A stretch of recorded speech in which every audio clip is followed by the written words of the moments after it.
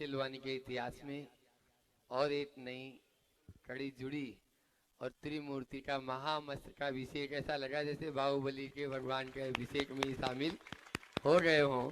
बहुत अच्छे से आपका यह है।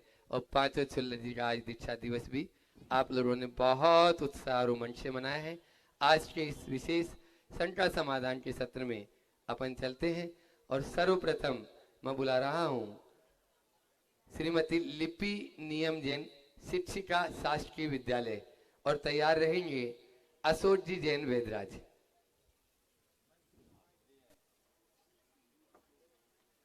जिनका नाम बोलूं वे खड़े हो जाएं ताकि वहां तक माइक पहुंच जाए और वे अपना शीघ्रता से अपना प्रश्न बोले ताकि समय बचेगा। हेलो। उसके बाद में शास्त्री जी अशोक जी जैन तैयार रहेंगे। नमोस्तु महर्षि, नमोस्तु महर्षि, नमोस्तु महर्षि। आजकल विद्यार्थी शिक्षक से नहीं बल्कि शिक्षक विद्यार्थी से डरते हैं कि उनके डांटने पर वह कुछ कर ना ले या अनुचित ना हो जाए। जैसा कि हम सब जानते हैं कि डंडे की मार कोसों दूर जा चुकी है, तो ऐसे में हम उनके आज के परिवेश में नैतिक आचरण कैसे दें? नमोस्तु महर्षि।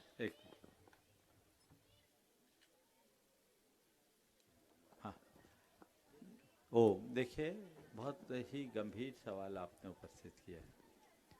पहले तो मैं चाहूँगा इस दंपति का एक अभिनंदन कर दें। आपके ही समाज के एक अच्छी प्रतिभा है, विद्वान हैं, और हमें विद्वानों को प्रोत्साहित करते रहना चाहिए। हाँ, वही इसीलिए बोल रहा हूँ। आपने जो सवाल किया है कि अब शिक्षक विद्यार्थी से डरते हैं, सामाजिक बहुत बड़ा सामाजिक बदलाव हुआ और बहुत तेज़ी से हुआ। हमें इसे गंभीरता से समझना चाहिए। और अब तो आप जिनको पढ़ा रही हैं, जो 12-14 साल के बच्चे हैं, वो जैन अल्फा है। जैन जी ने पूरे विश्व में धमाल मचाया, हम सब देख रहे हैं। जैन अल्फा की मनोवृत्ति और अलग होगी। तो ऐसे समय में हमें आज के बच्चों के मनोविज्ञान को समझना होगा और उनके मनोभावों को समझ करके ही हमें उनके साथ व्यवहार करना चाहिए। ये बड़ा चैलेंजिंग है, चुनौतीपूर्ण है, लेकिन इसके लिए भी प्रशिक्षण चाहिए। मैं तो चाहूँगा कि बृहद स्तर पर इस तरह के प्रशिक्षण का कार्यक्रम संचालित करना चाहिए ताकि शिक्षक और बच्चों के बीच अच्छा संवाद बन सके। ये समस्या आजकल शिक्षकों और बच्चों तक ही सीमित नहीं है, माँ बाप के साथ भी बड़ी अलग स्थिति हो गई। हम आपकी पीढ़ी ठुक पिट के बड़े हो गई, बहुत मजबूत हो गई, लेकिन आज की पीढ़ी में बहुत बड़ा बदलाव है और इसे बहुत ही गंभीरता से और व्यापकता से विमर्श करके काम करना चाहिए। ठीक। नमोस्तु महर्षि, नमस्ते। अशोक जी जैन शास्त्री अशोक होटल, वे अपना प्रश्न गुरु चरणों में करें और तैयार रहेंगे सुनील जी जैन परिवार। ठीक है। महाराज श्री के चरणों में नमोस्तु नमोस्तु नमोस्तु। महाराज श्री गौशाला से जुड़े हुए हैं और आचार्य श्री तो है नहीं। आज का पशुधन रोड पर घूम रहा है। गौशाला में सीमित जगह है। अगर मान लो कभी कभी अचानक पकड़े जाते हैं पशु तो उनको मना करना पड़ता है। जब मना करना पड़ता है तो आंखों में आंसू आते हैं। भूखे पशु क्या करें? मन तो चाहता है घर का भोजन, उपाय नहीं आ रहा समझ में, क्या करें? चारा लेके डालें, क्या करें? हम लोग कैसे सेवा करें? देखिए, बहुत ही संवेदनशील सवाल। जी माँ। जीव दया का प्रयत्न हम सबको करना चाहिए, हमारे खून में है और ये हमारा धर्म भी है। जी। गौशालाएं हैं, कोशिश करें कि हम गौशाला की क्षमताएं बढ़ाएं। जी। सरकार के स्तर पर भी कुछ प्रयास शुरू हुए हैं, लेकिन अभी उसमें और काम बाकी है। हमें इसमें 4 स्तर पर कार्य करना चाहिए। सबसे पहले एक जागरूकता लोगों के मन में लाना चाहिए ताकि वे अपने पशुओं को आवारा न छोड़े। जो लोग दूध दूहते हैं और बाद में छोड़ देते हैं, ये अच्छी बात नहीं। जी। एक जागरूकता लाए, ये बड़ा अधर्म है। कल ही मैंने देखा एक बछिया और उसकी माँ, दोनों, बछिया बहुत बीमार थी, गंभीर, और एक व्यक्ति उसकी सेवा कर रहा था। जी। लेकिन मालूम पड़ा कि जिसकी है वो बस गाय दूध देती तब तक घर रहता है, बाद में छोड़ देता है। कितना निष्ठुर व्यक्ति। समर्थ होने के बाद अगर उन्हें लावारिस छोड़ता है तो कितना बड़ा पाप करता है उसे पता नहीं। दूध दूह लिया और बाद में उसे ऐसे ही छोड़ दिया, कल वो भी दर दर का भिखारी बन सकता है। ये चीज़ें समझना चाहिए। जी। हमें पशुधन को, खासकर गोधन को, अपने परिवार के अंग की भांति रखना चाहिए। लोगों के अंदर ये जागरूकता लाएं तो आधी समस्या तो इससे हल हो जाएगी। दूसरी बात, गौशाला की क्षमता को बढ़ाने का प्रयत्न करें। तीसरी बात, हम ये प्रयास करें कि शासन स्तर पर हम गौशालाओं में और क्या संरक्षण दे सकें। और चौथी, एक जो सबसे ज़्यादा आवश्यकता लगती है वो है मेडिकल की। जी।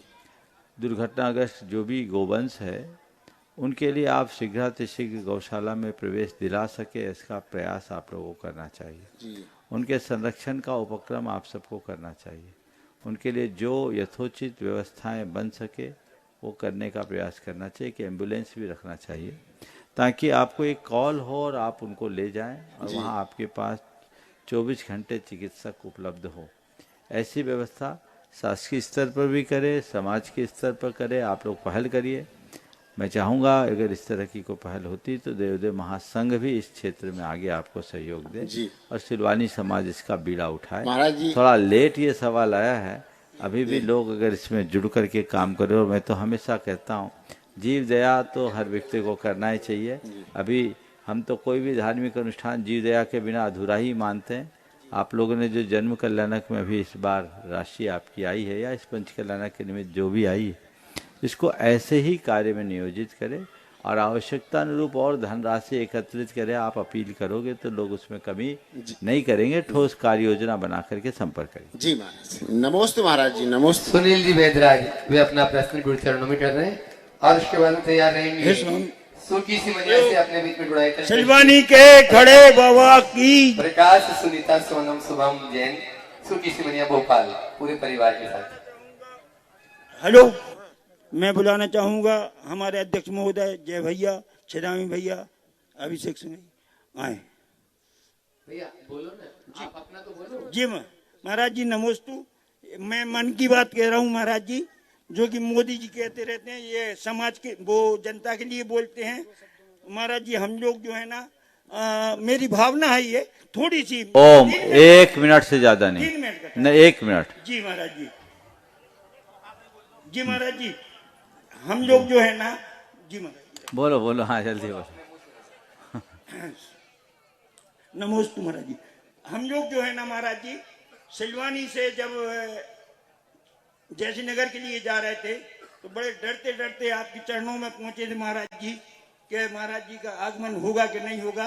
सिलवानी की भावना आपने जो रखी है महाराज जी, उसके लिए हम आपने इतना दिया है जिसके लिए हम लोग बहुत ऋणी हैं। और महाराज जी, एक उपकार और हो जाए कि वो सोने के कलश और आपके माध्यम से चढ़ जाए तो बहुत ही पूरी समाज, अखंड दिगंबर जैन समाज धन हो जाएगी महाराज जी। ओ ठीक, बहुत बढ़िया। चलो एक एक करके बोलते हैं सिलवानी वाला। सुकी सी मनिया भोपाल से सोनम, प्रकाश, सुनीता, शुभम परिवार बुढ़ाईतन ट्रस्टी और उसके बाद में तैयार रहेंगी भव्या जैन, पौत्री, सुपोत्री छिदामी लाली जैन। वे अपना प्रश्न गुरु चरण में। माइक पहले से पहुंचा दो ताकि समय बचेगा। अगला माइक भी पहुंचाओ एक और। भव्या जैन तक माइक पहुंचे। ओ पहुंचा। नमोस्तु गुरुदेव। कहते हैं अगर आप जगह जगह पर जाते हो तो जरूर जाना, लेकिन अपनी जगह ऐसी बनाकर आना कि लोग आपको जागते हुए और सोते हुए भी याद करें, क्योंकि दुनिया में लोग तो बहुत हैं परंतु बहुत कम लोग हैं जो लोगों के दिलों में जगह बना पाते हैं। तो हम ऐसा क्या करें कि लोगों के दिलों में जगह बनाए, ना कि उनके दिलों से उतरे। बहुत अच्छा सवाल। हम ऐसा क्या करें कि लोगों के दिलों में जगह बनाए, न कि उनके दिलों से उतरे। देखो, दिलों में जगह बनाने की भावना बहुत अच्छी है, लेकिन दिलों में जगह बना पाना बहुत कठिन कार्य। दिलों में जगह कौन बना पाता है? जो बड़ा दिल वाला होता है। हम खुद का दिल बड़ा बनाएं, हम अपने दिलों में लोगों के लिए जगह दें, तब कहीं जाकर हम लोगों की दिलों में जगह पा पाएंगे। हम खुद के दिल को तो संकीर्ण रखे और अपेक्षा रखे कि हर के दिल में मेरा आवास हो, संभव नहीं। दिलों में जगह बनाने के लिए 4 उपाय करिए। पहली बात, वाणी में मधुरता। सबसे पहली बात, वाणी में मधुरता। जिसके मुख में मिठास, उसका हर दिल में निवास। जिसके मुख में मिठास, उसका हर दिल में निवास। जिसके मुख में खटास, कोई न फटके उसके पास। तो पहली बात, वाणी में मधुरता। दूसरी बात, व्यवहार में विनम्रता। व्यवहार विनम्र हो। हम हर किसी को आदर दे, कद्र करना सीखें। नम्रता को अपने जीवन का अंग बनाए। विनम्र व्यक्ति सबका प्रिय पात्र बन जाता है और अभिमानी को कोई पसंद नहीं करता। तीसरी बात, अपने जीवन में सकारात्मकता को विकसित करें। हर प्रसंग, हर परिस्थिति में अपने आप को सकारात्मक बनाए रखने का प्रयत्न करें। और चौथी और आखिरी बात, सदाचारी जीवन जिए। मैं समझता हूँ ये चारों सूत्र अपना लेने वाला व्यक्ति हर किसी का प्रिय पात्र बन सकता है, बनता ही है। वाणी में मधुरता, व्यवहार में विनम्रता, सोच में सकारात्मकता और आचरण में सदाचार। नमोस्तु गुरुदेव। भव्या जैन सुपुत्र सीतामीलाल जी और पूरे परिवार के साथ में सीतामीलाल जैन भी अपना प्रश्न गुरु चरणों में करेंगे और उसके बाद में तैयार रहेंगे। सीतामीलाल जी अपनी बात भी करेंगे और पूरी अपनी। दुई गुरुदेव के चरणों में मेरा बारंबार नमोस्तु नमोस्तु नमोस्तु। महाराज श्री, मेरा प्रश्न ये है कि हम 3 बहनें हैं जिससे हमारा परिवार वह सब बहुत खुश है, परंतु जब भी मैं बाहर जाती हूँ तो फिर कोई भी रिलेटिव्स कोई पूछते तुम लोग कितने भाई बहन हो, तो मैं बोलती हूँ हम लोग 3 बहनें हैं। तो वो कहते 3 बहनें, लड़के नहीं भाई होना चाहिए था। तो महाराज जी, आज भी ये लड़का और लड़की में भेद क्यों होता है? क्या ये करना उचित है? जो ऐसा सवाल करे ना, उनसे कहो कि ये भेद आपके नजरिए में है, मेरे नजरिए में नहीं। क्या उत्तर देना है? ये भेद आपके नजर, ये भेद आपके नजरिए में है, मेरे नजरिए में नहीं। मैं जो हूँ अच्छी हूँ और मैं डबल रोल निभाना जानती हूँ। समझ गए? और उनसे ये कहो कि बेटे और बेटी में फर्क संकीर्ण मनोवृत्ति का उदाहरण है। हमारे शास्त्रों में बेटी को दुहिता कहा है, बेटे को केवल कुल का दीपक कहा, लेकिन बेटी को दुहिता कहा, यानी 2 कुलों का हित करने वाली कहा, उभय कुल विवर्धनी कहा। कि मैं बेटा होती तो केवल एक कुल को रोशन करती, आज मैं बेटी हूँ, अपने पिता के कुल को और पति के कुल को, दोनों को रोशन करना। हीनता मन में बिल्कुल मत आने देना। समझ गए? ऐसा जवाब दो तो उनको भी कुछ सीख मिलेगी। सीतामीलाल जी आपके समाज के वरिष्ठ वयोवृद्ध, वे अपनी बात भी कर रहे हैं। व्रती परिवार है, एक बार जोरदार ताली बजा दीजिए इनके लिए। वे अपनी बात गुरु चरणों में अपना प्रश्न भी करेंगे और उसके बाद में जिस परिवार के द्वारा गुरुवर के चरण स्थापित किए गए भाई जी परिवार, पूरे परिवार के साथ में प्रश्न तो उनके परिवार के 3-4 है। घाट खेड़ी परिवार, भाई जी अनिता परिवार, हाँ आरती भाई जी, प्रश्न आरती कर लेंगे। नमोस्तु महाराज के चरणों में नमोस्तु नमोस्तु नमोस्तु। तिलक जी के चरणों में इच्छामी इच्छामी इच्छामी। महाराज श्री, हमारा आज बहुत पुण्य का उदय है कि गुरु चरण हमारे निवास पर पड़े और मैं गुणाचन से और महाराज जी से सन 1992 से जुड़ा हुआ हूँ। महाराज श्री, मैं अभी सूत्रधार के रूप में आपके संस्था से जुड़ा था और मैं आज गुणायतन का ट्रस्टी बनना चाहता हूं। अब प्रश्न के अभी इसके पश्चात मेरा प्रश्न है, महाराज जी हमारे यहाँ 5 बालेती मंदिर में पार्श्वनाथ भगवान, महावीर भगवान जो विराजमान हैं, उनके ऊपर एक चांदी का चिन्ह लगाने की हमारे समाज वालों की भावना थी। एक प्रश्न तो यह है। दूसरा प्रश्न यह है कि महाराज श्री जो राशि हम लोग बोलते हैं और किसी कारण उसको हम निश्चित समय तक नहीं दे पाते, तो उसमें हमारे लिए क्या दोष लगता है और क्या हमें उसमें करना चाहिए? और इसके बाद हम महाराज श्री से ऐसी विनती करते हैं कि महाराज श्री हमारी सिलवानी पर जो आपकी अनुकंपा है वह निरंतर आगे बनी रहे, यही हमारी आपसे। ओ, पहले तो मैं चाहूँगा एक बार इस परिवार का जोरदार अभिनंदन कर दें। आपके सिलवानी के 2 चेहरे हमारे पास निरंतर आते रहे, वो है देवेंद्र सिंघई और छदामी लाल। ये हमेशा ये जोड़ी लगभग, सीताचंद जी तो अलग है, वो तो व्रतियों में आ गए, ये एकदम अलग है। ये दोनों मेरे ख्याल से लगभग हर प्रवास चातुर्मास में इनका आना हुआ है। निश्चित आप पहले से तो जुड़े थे, मुझे तो अंदाज ही नहीं था कि आप ट्रस्टी नहीं हो। आज मालूम पड़ा कि आज आप ट्रस्टी बन रहे हैं। मैं चाहूँगा जितने भी गुणायतन के यहाँ नए ट्रस्टी हैं, सिलवानी के सचिन भाई, सैनिक भाई, जाके उनका वहाँ पर सम्मान कर दे। गुणायतन की ओर से जो भी हैं सामने आ जा। हाँ, एक बार मोमेंटो दे करके उनका जोरदार अभिनंदन कर दीजिए। आपने बहुत अच्छा भाव व्यक्त किया है। जुड़े तो थे ही, हाँ विकी, जुड़े तो थे ही और आज आ रहा है, आगे भी ऐसे ही जुड़े रहें। आपने जो 2 भाव व्यक्त किए, पहला जिन प्रतिमा में, सिफल रहने दो, आ रहा है, जिन प्रतिमा में चिन्ह के अंकन का। देखिए, प्रतिमा में प्रतिष्ठा के उपरांत कोई भी चिन्ह अंकित, 1 मिनट हो जाने, उत्तर हो जाने दो। प्रतिमा में प्रतिष्ठा के उपरांत उसमें कोई भी चिन्ह अंकित करना, भले वह उसका पवाशन हो, पादपीठ हो अथवा कुछ भी, उस पर नहीं कर सकते।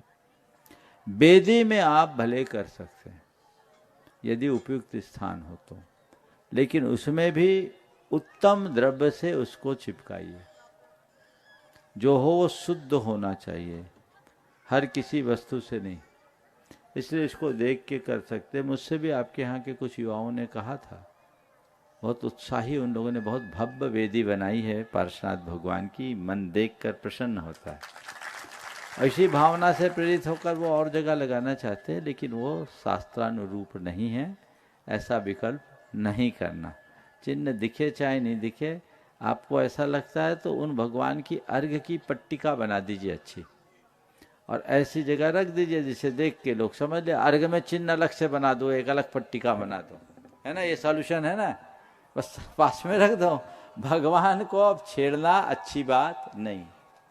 दूसरी बात आपने जो अभी कही कि हम लोग बोलियां बोल देते हैं और उसके बाद राशि चुकाने में विलंब होता है, ये उचित नहीं। ये सवाल सब जगह आता है। कई जगह लोग बोलियां बोलते हैं और सालों हो जाते हैं, चुकते नहीं। अच्छी बात नहीं। आपने कोई भी धार्मिक अनुष्ठान में अगर बोली बोली है तो मैं तो कहता हूँ जितनी शान से आपने बोली ली, उतनी तत्परता से अपनी राशि चुकाना चाहिए।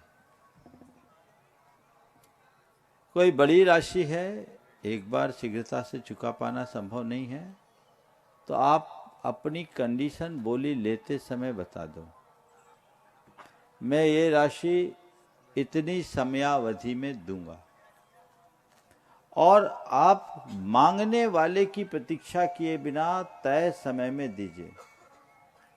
और उस समय जब आप घोषणा कीजिए तो साथ में ये चीज जोड़ लीजिए कि मेरी आज जैसी परिस्थिति रही और मैं इस दुनिया में रहा, तो इस कालावधि में मैं ये राशि दूंगा, क्योंकि इस बीच में आपकी जीवन की रफ्तार रुक गई तो आप कर्जदार बनकर नहीं जाओगे। कई लोग हैं जो बोलते हैं, बोलते जाते हैं और कई जगह तो ये हुआ पुराना चुकाने ही नहीं और बोल दिए। ये अच्छी बात नहीं। बोले हो तो देने जिम्मेदारी होनी चाहिए। कई जगह लोगों की मानसिकता अलग होती, आज बोलते हैं 5 बरस बाद देते हैं। मैं एक जगह पर था, एक जगह बोलियां हुई और 3 प्रमुख बोली एक ही व्यक्ति ने ले ली और जो समाज की टारगेट था उससे ज्यादा में। हमने बाद में वहां के अध्यक्ष से बोला, भैया आज तो तुम्हारा काम अच्छा हो गया, तुम्हारी आशा से ज्यादा घोषणा हो गई। बोले महाराज हो तो गई, मनो 5 बरस बाद मिल है। बोले मामला क्या? बोले महाराज जे ब्याजू आदमी है, बुंदेलखंडी में कहा, जे ब्याजू आदमी इतनी रकम आज ब्याज में चढ़े हैं, जब आज है तो 5 साल बाद दें। मूल नहीं देते, ब्याज ही देते। ये दृष्टिकोण बहुत अच्छा नहीं है। आवश्यकता आज है, करना आज है तो आज देना चाहिए। कई जगह लोग शांति धारा तक की रकम उधारी में करते हैं, तो शांति भी उधार में आएगी भाई। इन सब चीजों को तो तुरंत दो, विचार करो। शांति किससे आएगी? केवल धारा छोड़ने से कि तुम्हारे कुछ त्याग से? कंसेप्ट तो देखो। तो कभी भी कहीं भी ये जो छुटपुट दान है इसको तो तुरंत देना। भगवान के बिंब को प्रतिष्ठित करना है, पहला प्रयास करना भगवान की प्रतिष्ठा के पूर्व में ये राशि चुकाऊं। पंचकल्याण आदि में पात्र बनो, प्रतिष्ठा के पहले मैं दूं, नहीं तो कम से कम उसका 30% तो दूं और बाकी एक राशि तय करके कर दूं। खर्चे तो पहले हो जाते हैं। ये चीजें लोगों को करना चाहिए। आज मुझे एक जानकारी मिली, आपके यहाँ के भाई जी परिवार ने अपना पूरा हिसाब क्लियर कर दिया। मुझे नहीं मालूम और कौशल भैया जी ने, अच्छा उनने भी कर दिया। हाँ चलो, ये बोल रहे हैं मेडिकल परिवार, बोल रहे ये भी हो गए सिंह। हाँ तो ये जो भी है और परिवार मुझे नहीं मालूम, जो नाम आए हैं, ये मैं एक सामान्य संदेश दे रहा हूँ, न केवल सिलवानी के लिए, सभी के लिए अपनी राशियां तय समय में देना चाहिए। कोई को मांगने की नौबत नहीं आने देना चाहिए कि कोई मांगे तब हम दें। कई जगह ये भी होता है कि समाज में उपयोग नहीं दिखता तो हम पैसा कहाँ दें, ये भी एक समस्या है। 1-2 जगह लोगों ने पैसा रोक रखा। एक स्थान पर मैं था, लोगों ने बोला महाराज जी इनके यहाँ पैसा है, इनने पैसा रोक रखा। वो आदमी बहुत जुड़ा हुआ था और अच्छे विचारों का था। मैंने उससे पूछा, बोला महाराज जी आपने जो सुना है वो सही सुना है, पर मेरी बात सुनोगे तो आप मुझे भी सही कहोगे। बोले क्या? बोले महाराज मैंने इनको जान के रुपया नहीं दिया, इनके पास कोई काम ही नहीं है, अगर दे देंगे तो उल्टे सीधे काम में पैसे खर्चा कर देंगे। हमने इतने रुपये बैंक में रख दिए हैं, जिस दिन कोई अच्छा काम होगा मैं ब्याज के देंगे। ये दृष्टिकोण भी बुरा नहीं है। माने हमें एकांगी नहीं देखना है, हर दृष्टि से सोचना है। मैं तो आप लोगों से कहता हूं, आपने ये धर्म कार्य किया है तो ये कार्य तभी फलेगा जब आप खुद के प्रति ईमानदार होंगे। हमने कोई टैक्स थोड़ी दिया है। हमने क्या दिया है? क्या दिया है? और दान किसके लिए देते हैं? अपने कल्याण के लिए ना। तो ये तो एक अच्छा अवसर है। अब इसमें गुनाह भाग लगाओ तो ये शोभास्पद नहीं है। इस पर सभी को ध्यान देना चाहिए। जो आपने बात कही मैं समझता हूँ समाधान मिल गया होगा। एक बार छदामी लाल जी का जोरदार अभिनंदन कर दे। वहीं पर वहीं कर दे कैमरा। हाँ जितने भी नए ट्रस्टी जो बने हैं सिलवानी से, हाँ वे सभी सब हाथ लगा लेंगे और स्मृति चिन्ह उनको देते हुए दोनों दे दे। हाँ जोरदार ताली बजा दी छदामी लाल जी के लिए, जो आज संस्थापक सदस्य के रूप में यूनाइटेड से स्थापित हो चुके।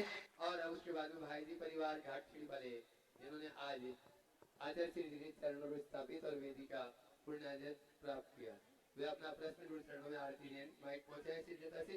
और उसके बाद में आज अपने बीच में हमारे संघ के वरिष्ठ शुल्लक आदर सागर जी महाराज के परिवारजन यहाँ पर उपस्थित है। व्यस्त अवस्था के वीणा झांझरी, नरेंद्र झांझरी कोडरमा से, ज्योति संजय जैन दिल्ली से, सुनील जी पटना से, ये सभी जो है बैंड और राशिका जैन, हाँ वे भी यहाँ पर उपस्थित है। सभी एक साथ तैयार हो जाएं और मैं चाहूंगा यहाँ की कमेटी उनका वहीं पर स्वागत अभिनंदन करेगी। एक प्रश्न में चरणों में करेंगे। दोई मुनि राजों के महिला मंडल की महिलाएं उनका स्वागत करेंगे। दोई मुनि राजों के चरणों में बारंबार नमोस्तु नमोस्तु नमोस्तु। महाराज श्री जिस बर्तन में चमचा रहता है उसको हमेशा खाली करता है, तो अपने जीवन में ऐसे चमचों से कैसे सावधान रहें, शंका का समाधान कीजिए। नमोस्तु महाराज। जिस बर्तन में चमचा रहता है वो हमेशा खाली करता है, ऐसे चमचों से कैसे सावधान रहें। मैं इसे थोड़ा पलट कर देखता हूँ। चमचा लोगों की थाली भरता है, ऐसे चमचों को साथ रखो। चमचा बर्तन खाली करता है कि थाली भरता है? बोलो। बर्तन को खाली करने वाले चमचों से दूर रहो और थाली को भरने वाले चम्मच को साथ रखो। समझ गए? हो हमारे संकेत वरिष्ठ आदर समिति महाराज के पूरे परिवारजन यहाँ पर उपस्थित है और मैं चाहूंगा सिलवानी वाले जोरदार तालियों से उनका स्वागत करेंगे। महिला मंडल की 2-3 सदस्य जल्दी से पहुंच जाए और पुरुष वर्ग का सम्मान पुरुष वर्ग यहाँ की कमेटी वहाँ पर अध्यक्ष मंत्री वो वहाँ पर सम्मान करेंगे और प्रश्न कर रही है राशिका जी और ज्योति जी। नमोस्तु गुरुवर। आज मेरा परम सौभाग्य है कि मुझे आपके दर्शन मिले। मैं अपने नव विवाहित जीवन में ऐसा क्या कार्य करूं कि दोनों कुलों का नाम रोशन कर सकूं? कृपया मार्गदर्शन करें। हाँ, फिर से बोलिएगा थोड़ा। नमोस्तु गुरुवर। आज मेरा परम सौभाग्य है कि मुझे आपके दर्शन प्राप्त हुए। मैं अपने नव विवाहित जीवन में ऐसा क्या कार्य करूं कि दोनों कुलों का नाम रोशन कर सकूं? कृपया मार्गदर्शन करें। देखो, बहुत अच्छा भाव है। अभी अभी आपने दाम्पत्य सूत्र में बंधकर अपने जीवन की नई शुरुआत की है। बहुत अच्छा भाव व्यक्त किया है कि ऐसा क्या करूं कि दोनों कुलों को रोशन कर सकूं। देखो, 4 बातें अपनाओ। सबसे पहली बात, अपने जीवन में पवित्रता रखो। दूसरी बात, व्यवहार में विनम्रता रखो। तीसरी बात, अपनी मर्यादा को सुरक्षित रखो। और चौथी बात, कर्तव्य निष्ठा में दृढ़ रहो। यदि ये चारों बातें आत्मसात कर लोगे तो मैं समझता हूँ दोनों कुलों की प्रिय पात्र बनो। बहुत सुंदर आशीर्वाद। हाँ, और हाँ, एक बार जोरदार ताली बजा दीजिए पूरे परिवार के लिए। और उसके बाद में अगला प्रश्न कर रहे हैं जिनका कला और गला आज सुबह से आप देख रहे हैं, आशीष जी जैन चांदपुर। वे अपना प्रश्न करेंगे और तैयार रहेंगे। इसके बाद में ब्रह्मचारी भोला भैया जी आपके सिलवानी नगर के नगर गौरव। पूज्य गुरुवर ओम पहले महिलाओं का खड़ा किया ना, हो गया ना आपका सवाल? तो बोलो। वो एक्चुअली में अलग अलग ऐसा घाटखेड़ी परिवार अलग है। बोलो बोलो बोलो बोलो। भारत सागर जी महाराज जी के चरणों में बारंबार नमोस्तु करते हुए महाराज जी। इच्छामी बोलो। हाँ हाँ बोलो। इच्छामी महाराज जी, नमोस्तु महाराज जी। नमोस्तु महाराज जी। मेरा प्रश्न है कि इन 8 दिनों में हम लोगों को स्वर्ग जैसी आनंद की अनुभूति हुई है। अब अगली अनुभूति कौन से सन में होगी, किस तिथि में होगी, उसका आप आंसर दें। जितने दिन आनंद की अनुभूति लेनी है उतने दिन महाराज के साथ रहो। अगला आशीष भाई चांदपुर, वे अपना प्रश्न गुरुचरण कर रहे हैं और तैयार। ब्रह्मचारी भोला भैया जी माइक वहां तक पहुंचाएं। पूज्य गुणायतन प्रणेता संघ का समाधान प्रणेता गुरुवर के चरणों में नमोस्तु। पूज्य संतान सागर जी महाराज के चरणों में नमोस्तु। गुरुदेव, मेरी जिज्ञासा है कि हमेशा पड़ोसी के सुख को देखकर पड़ोसी को दुख होता है, लेकिन पड़ोसी के सुख में अपना सुख कैसे ढूंढें?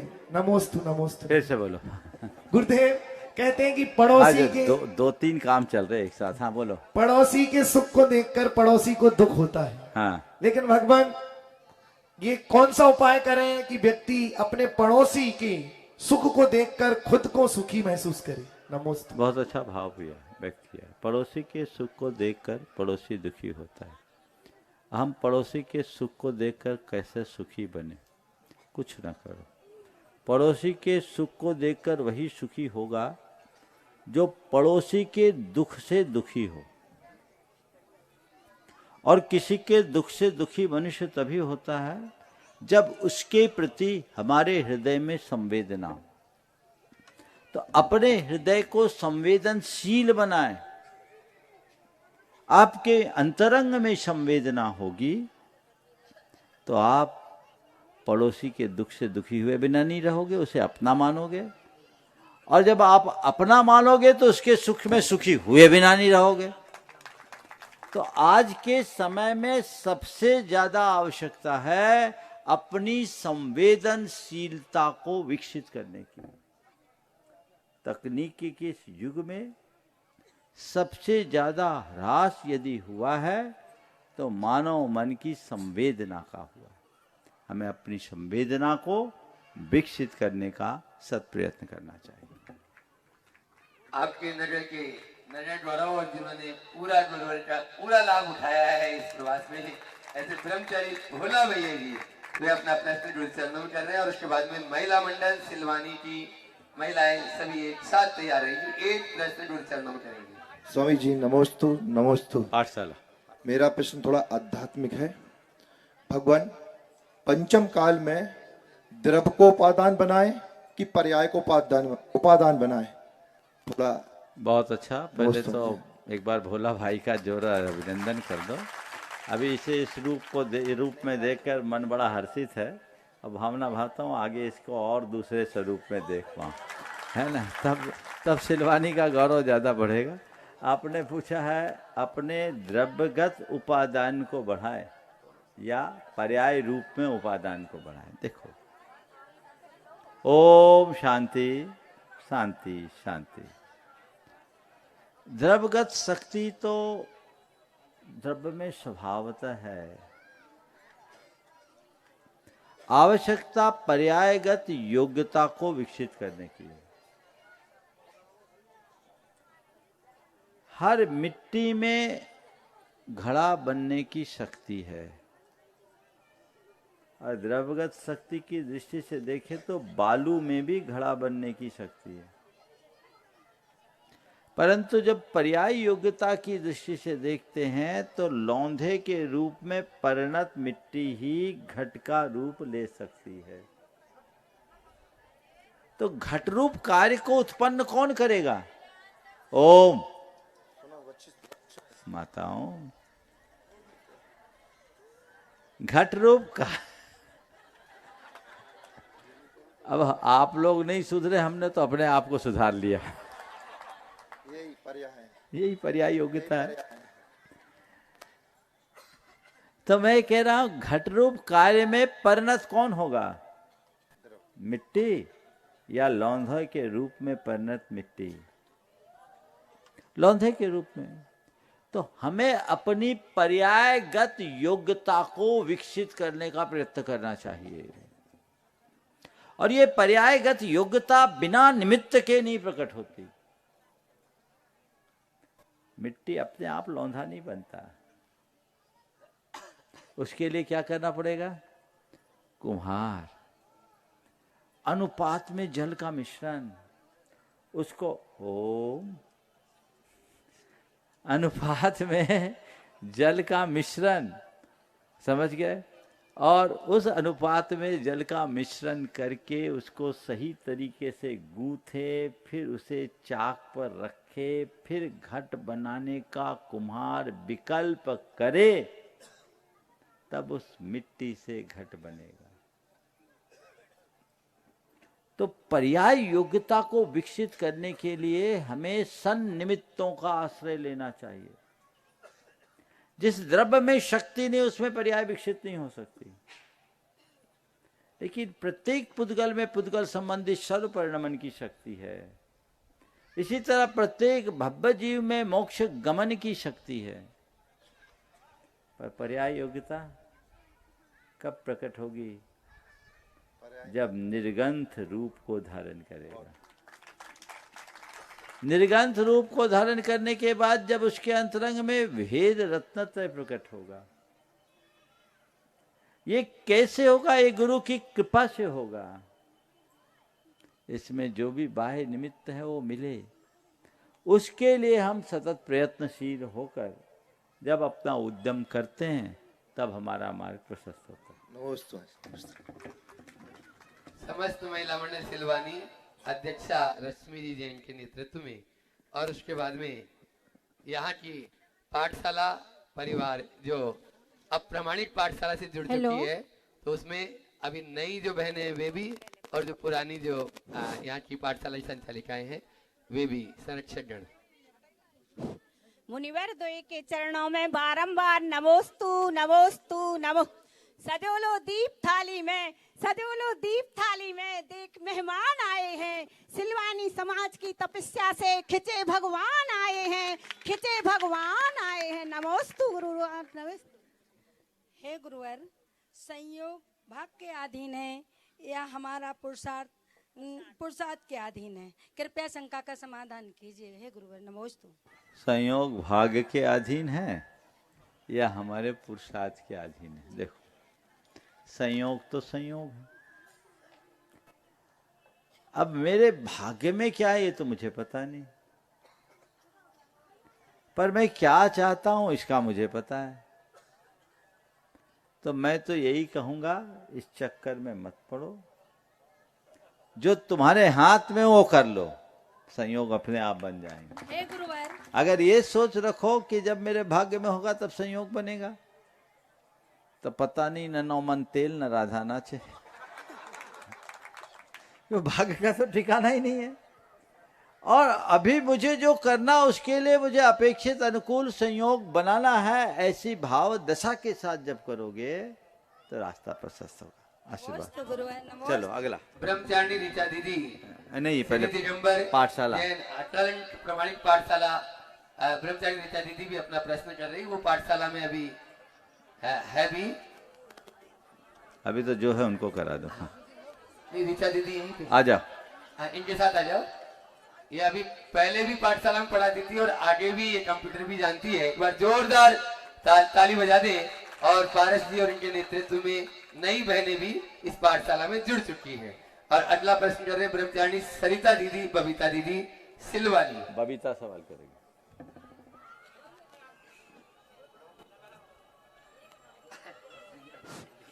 बोलो। दो मनराजों के चरणों में नमोस्तु नमोस्तु नमोस्तु। हीरों के शहर में मोतियों की परख नहीं होती, हीरों के शहर में मोतियों की परख नहीं होती। पुण्य का उदय हो तो किसी की जरूरत नहीं होती। कौन कहता है कि किस्मत से लकीरें बनती हैं, कौन कहता है किस्मत से लकीरें बनती हैं। यदि सिर पर गुरुवर का हाथ हो तो लकीरों की जरूरत नहीं होती। हे स्वामी, दो मुनिराजों के चरणों में बारंबार नमोस्तु नमोस्तु नमोस्तु। आज ही तो मौका मिला है महाराज। स्वामी बोलो। हाँ। स्वामी गुरुदेव, पता है कि हमारी पाठशाला प्रमाणिक पाठशाला बन चुकी है, जो निरंतर बहुत ऊंचाइयों पर जाएगी। पर गुरुवर, आपसे विनम्र अनुरोध है कि आप हम सभी पाठशाला की बहनों को और सभी अभिभावकों को ऐसा आशीष वचन दें कि हमारी पाठशाला उदासीनता की ओर न जाकर निरंतर प्रगतिशील की ओर जाए। नमोस्तु गुरुवर, नमोस्तु नमोस्तु। हाँ। बोलो बोलो। मंच विराजमान दो ही मुनिराजों के चरणों में बारंबार नमोस्तु नमोस्तु नमोस्तु। महाराज जी, मैं एक शिक्षिका हूँ, पाठशाला की भी और स्कूल में भी पढ़ाती हूँ। तो आजकल जो डिजिटल बोर्ड हो रहे हैं और मतलब बच्चों को टेक्नोलॉजी से दूर रखा नहीं जा सकता, लेकिन हम उनको मॉडर्न होने के साथ साथ उन्हें वेस्टर्न होने से कैसे बचाएं, क्योंकि मॉडर्न होना अलग बात है और वेस्टर्न होना अलग बात है। दो प्रसंग है। पहली बात तो पाठशाला के प्रति अभिभावक और बच्चों का रुझान कैसे बढ़े। हमें इसके लिए दो स्तर पर प्रयास करना चाहिए।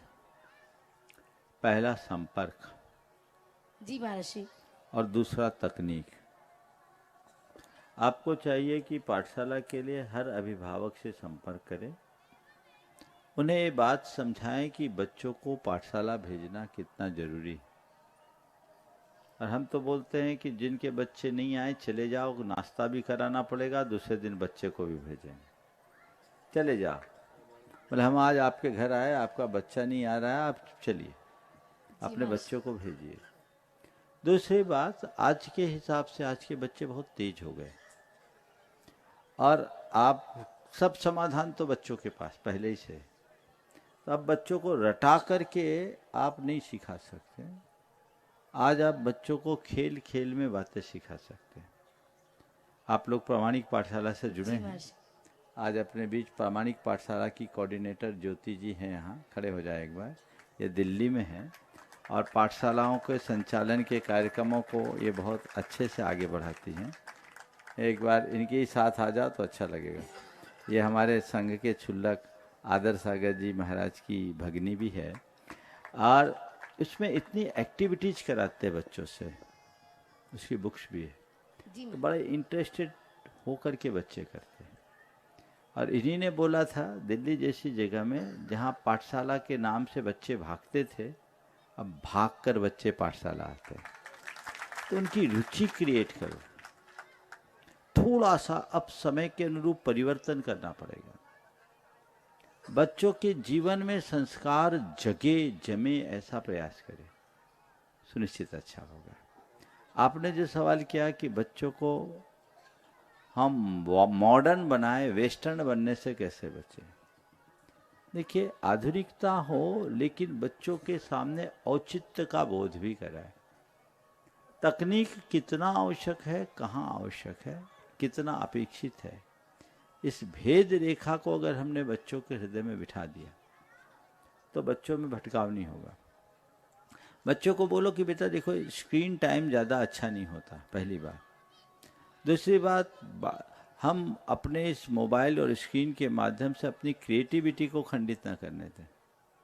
हमारी क्रिएटिविटी बनी रहनी चाहिए और कैसे हम अपने को आगे बढ़ना है, बढ़ाना है, ये बात बच्चों के मन में बिठा देंगे तो बच्चे अपने आप इन संसाधनों का सीमित प्रयोग करना शुरू कर दें। नमोस्तु स्वामी। ब्रह्मचारी सरिता दीदी, बबीता दीदी, प्रश्न बबीता दीदी कर रही है और ब्रह्मचारी संगीता दीदी तैयार रहेंगी सिलवानी।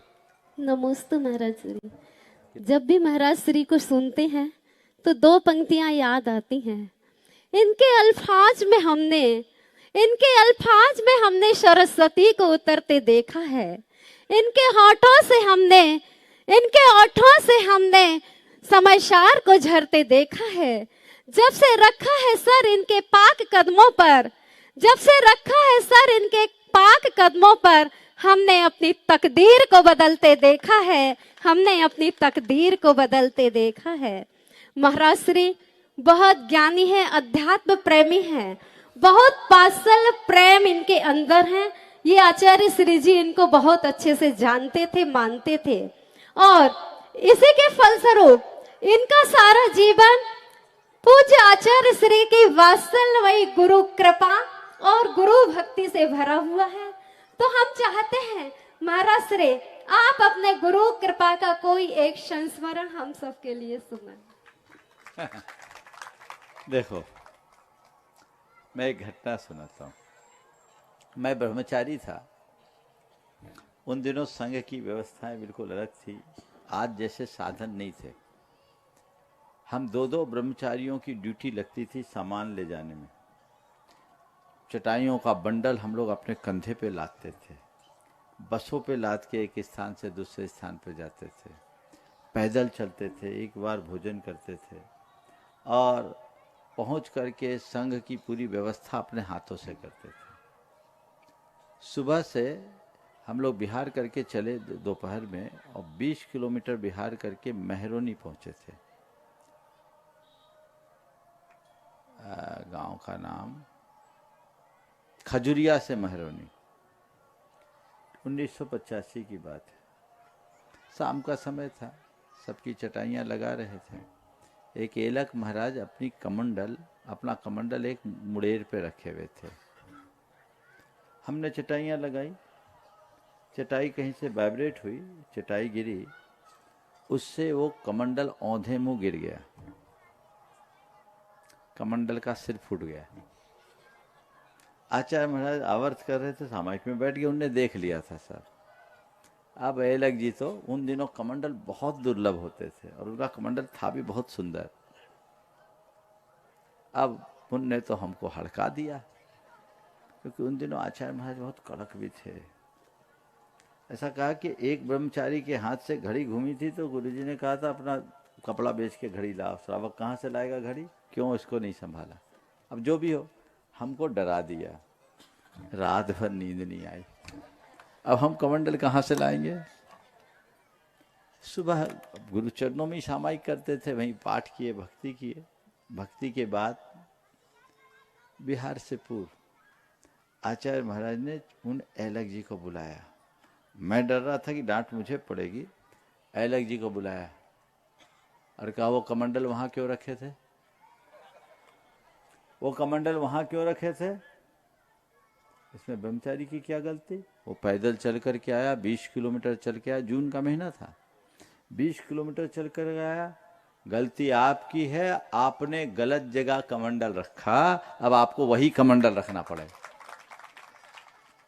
और फिर वो दरबारी दाऊ है ना, भाग्योदय वाले, वो तांबे के उस समय एरलडाइड वगैरह नहीं मिलती थी, तो तांबे के तार से जोड़कर लाख चपड़ा और सिंदूर लगाकर उसको पैक किया।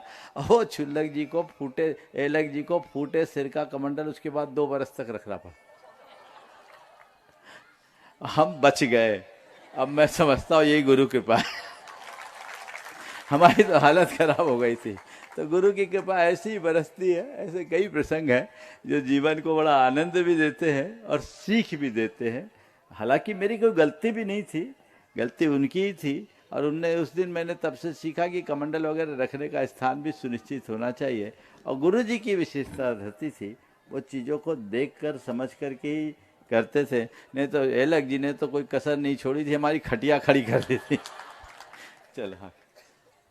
और ब्रह्मचारिणी संगीता दीदी वे अपना प्रश्न गुरु चरणों में करें। और उसके बाद में आज मैं देख रहा हूँ यहाँ बहुत जगह की समाज उपस्थित हैं। गैरतगंज से भी बहुत सारी समाज के सभी प्रतिष्ठित लोग हैं, तड़ा समाज से भी और अखंड दिगंबर जैन समाज बमोरी से भी सभी श्रीफल भी भेंट करना चाहते हैं। उनको बुलाएंगे, वे हाँ अपने स्थान से ही नमोस्तु करते हुए निवेदित करेंगे। और उसके पहले चाहेंगे आशीष भाई आज जो गुणायतन से जुड़े हैं उनका सम्मान भी होना है। परम पूज्य बात्सल मूर्ति श्री प्रमाण सागर जी महाराज के पावन चरणों में, संधान सागर जी महाराज के पावन चरणों में बारंबार बारंबार नमोस्तु नमोस्तु नमोस्तु।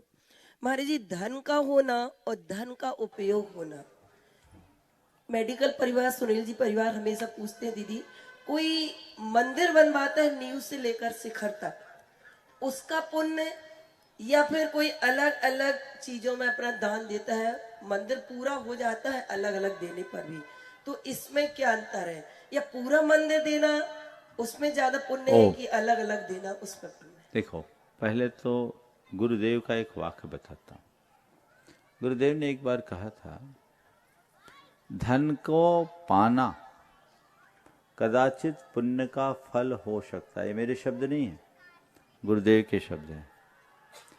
धन का पाना कदाचित पुण्य का फल हो सकता है, किंतु उसका सद्व्यय तप का फल समझना चाहिए। क्या बोल रहा हूं मैं, दोहरा रहा हूं, आप लोग समझे कि नहीं? धन का पाना कदाचित पुण्य का फल हो सकता है, किंतु उसका सद्व्यय तप का फल समझना चाहिए। यानी जिसका विशेष तप करके पुण्य कमाया, उसका पैसा, यानी सातिशय पुण्य का उदय जिनका है, वे ही अपने धन का सद्व्यय कर पाते हैं। अब रहा सवाल मंदिर आदि में दान देना और संपूर्ण करना, एक ग्रास आहार देना और पूरा आहार कराना एक बराबर है क्या? बोलो हाँ? तो मंदिर में अंश दान दोगे तो अंश पुण्य आएगा, संपूर्ण मंदिर बनाओगे तो संपूर्ण पुण्य आएगा। सीधी सीधी बात है। सुनो तो पूरी बात मेरी, तो पूरे ही बनाओ। तुम अकेले अपना घर बनाने में सक्षम हो, भगवान का घर बनाने में पीछे क्यों रह जाते हो? मन जगाओ ना, अपने पुरखों के आदर्शों को देखो। हमारे यहाँ कैसे कैसे लोगों ने मंदिर बनाया, सेठों ने बनाया तो मिलते ही हैं, पर पिछनहारी ने भी बनाया है ना। अगर सक्षम हो तो भाव रखो कि मैं अपने द्रव्य से संपूर्ण मंदिर का निर्माण कराऊं। हमारे पुराने पुरखे तो अकेले ही अकेले मंदिर बनाते थे, अकेले मंदिर बनाते, प्रतिष्ठा करते, गजरत चलाते, तब तो सिंगई सवाई सिंगई और आपके देवड़िया चौधरी बनते थे, श्रीमंत बनते थे। ये कौन है? तुम्हारे पुरखे हैं ना, अकेले ही करते थे ना। तो ऐसा तो नहीं कि आज संपन्नता कम हुई, संपन्नता बढ़ी है, पर महाराज खर्चे भी बढ़ गए। पहले संपन्नता थी, खर्चे कम थे, अब संपन्नता बढ़ी है, खर्चे भी बढ़ गए। महाराज जी, हमारे कहने का मतलब ये है कि इन लोगों ने जो किया है, न्यू अलग दी है वो मैं आ रहा हूँ, वहां आ रहा हूँ। सुनो पहली बात तो उत्तम क्या है? पूरा मैं सब समर्थ लोगों को बोल रहा हूं, मैं एक व्यक्ति को केंद्रित करके उत्तर नहीं देता। सब समर्थ लोगों को क्या करना चाहिए मैं बोल रहा हूं। अगर समर्थ हो, कहीं मौका मिले तो लपक लेना। क्या बोल रहा हूं? मौका मिले तो लपक लेना कि ये पुण्य मेरा। लेकिन कई जगह सामाजिक स्वरूप को देखते हुए सबको अवसर देने के लिए चलो भाई हम मिलजुल करके काम कर ले, ताकि सबका मन रह जाए, सबका जुड़ाव बन जाए। वर्तमान सामाजिक संरचना की दृष्टि से वो भी गलत नहीं है।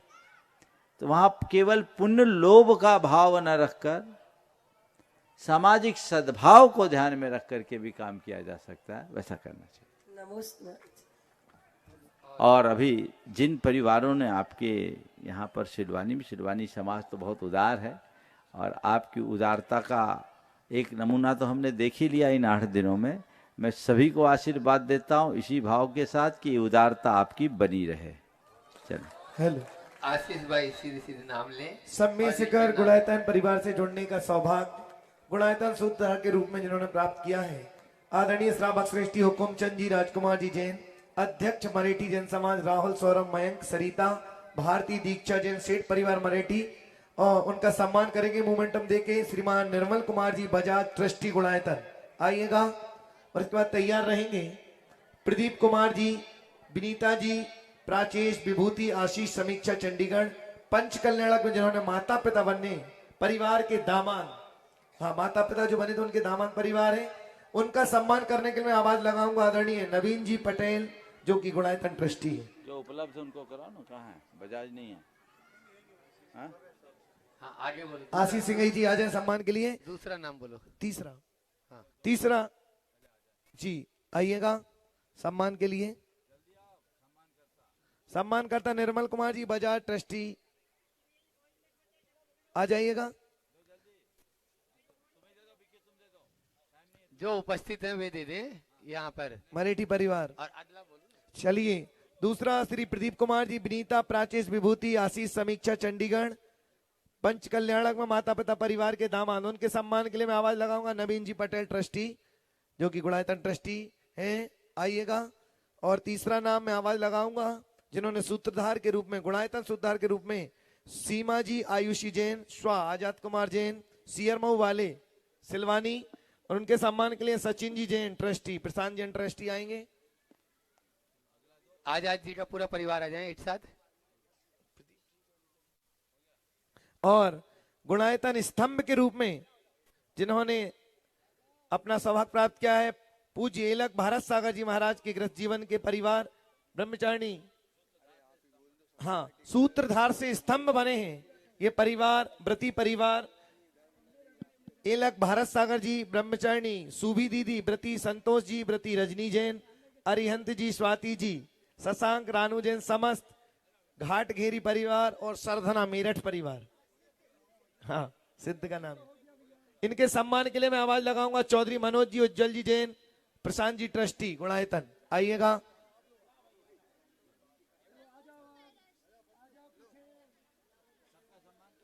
चारों परिवारों के सम्मान के लिए मैं निर्मल जी, नवीन जी, सचिन जी, प्रशांत जी, चौधरी मनोज जी, उज्जवल जी ट्रस्टी गुणायतन आएंगे, उनका सम्मान करेंगे।